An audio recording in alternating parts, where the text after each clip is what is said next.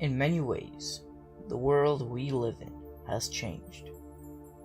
By change, we don't mean the advancement of technology, but the deterioration of wildlife and nature.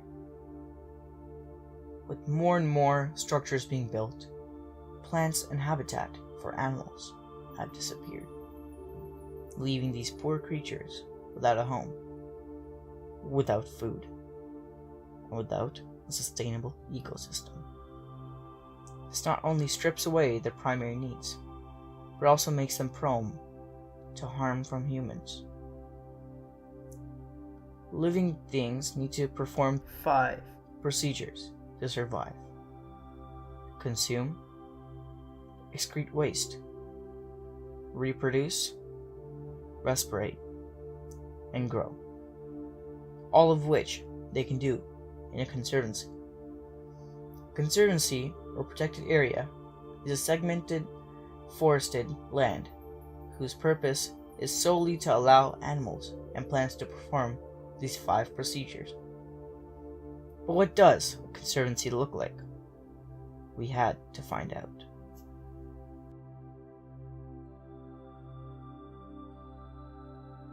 First glimpses of the forested area, we noticed it felt far from civilization, even though we could hear the cars on the highway.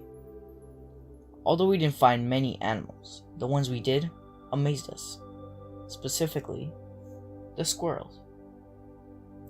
We were able to get so close to squirrels that we could almost touch them without them running away, which goes to show the trust that these creatures have on us humans, considering the amount of destruction that we bestow upon them. We saw 2 different types of squirrels. The first type was red American squirrel. The American red squirrel is one of the most common squirrels and is native to North America. The other type of squirrel we saw was a common chipmunk. The chipmunk is another common squirrel, but is not seen as much as the American red squirrel.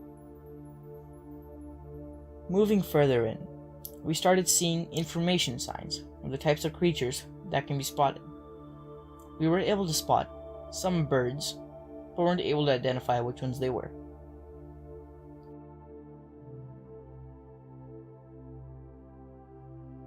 Further in, we reached a bridge. From the bridge, we heard many sounds of different insects and birds. Here is a 10-second audio clip of this sound.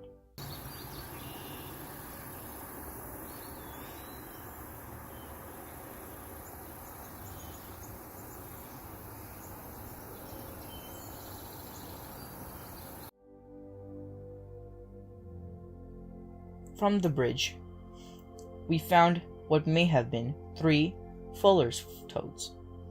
Due to human activities, the fuller's toad is an endangered species of toad. Seeing this toad in the wild gave us hope that conservancies really do house animals that are a major threat from society and continue to protect them. At the end of the bridge, we noticed an information sign stating that under the bridge there is supposed to be a cold water creek.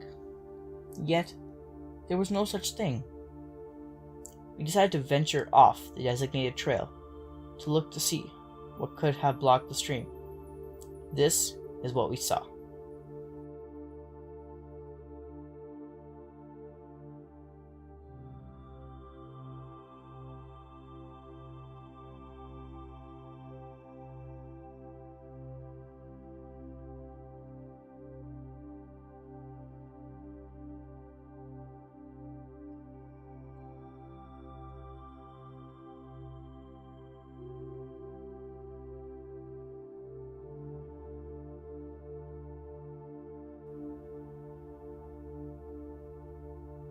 As we went further and further in, we realized that there wasn't anything blocking it.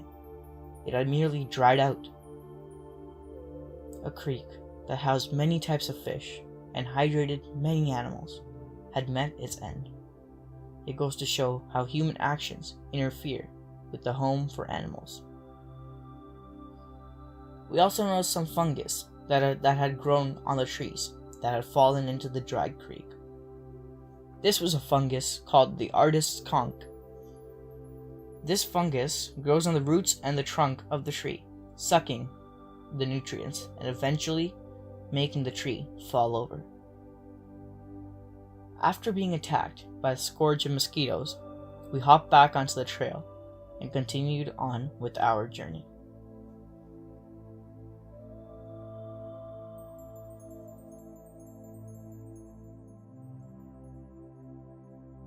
After 10 minutes of walking, we started to hear running water.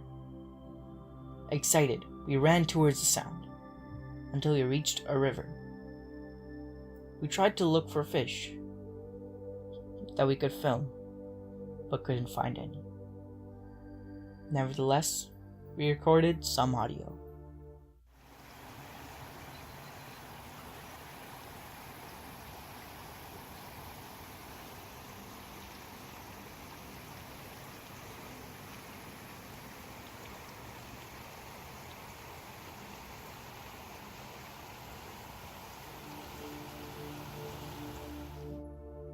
Near the river, we spotted a sign for the types of fish that could be spotted in the river.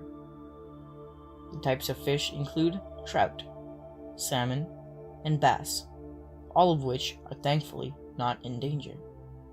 On the sign, it had notes asking citizens to contact the number stated if people were seen poaching. This goes to show how some humans have no heart for the animals and continue to harm them. Besides animals, we also saw many plants, including boysenberry, deadly nightshade berries, and thistle. After walking for so long, my team and I had grown tired and decided to head back to the main entrance.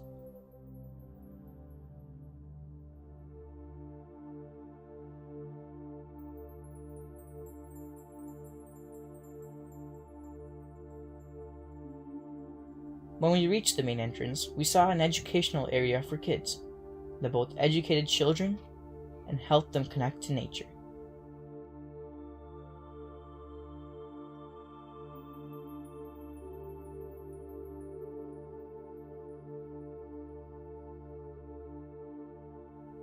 Before leaving, we decided to interview the locals on their opinion. We asked them one question: why are conservancies important? This was their response. The beauty of nature can have a profound effect upon our senses. Those gateways from outer world to the inner results in feeling of awe, wonder or amazement. Life becomes peaceful when it's in harmony with nature. I strongly believe that one of the way of living healthy life is to live in synchronization with nature. In a world where children are glued to their screens and stuff, this is conservations are a real break from reality. They show you what nature truly can look like and how being outside is a great thing, and it's a real break from the rush of the city and how it's always go go go.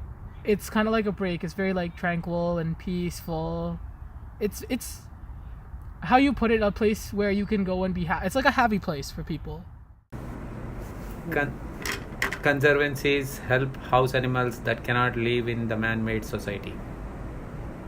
Conservancies are important because they help people get rid of stress. The reason conservancies are important is because it allows adventure seekers to go on excursion without traveling too far.